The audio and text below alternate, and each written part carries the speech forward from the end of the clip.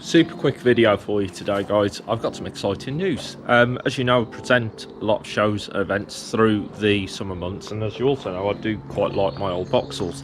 So I've combined my two passions, and this year I'm organising an event called Vaux ALL.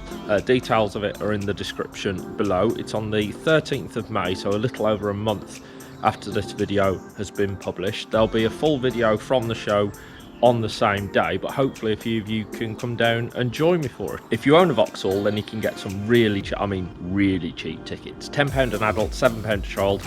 If you bring your Vauxhall, you can either put it on a club stand, as I'm going to do with, well, hopefully 3 of my Calibras. You could come as an individual and go in the show and shine area, or if you're just going to drive your daily driver there, whether it's your family mover or whatever it might be, you can bring that down and park it in the Vauxhall only car parking.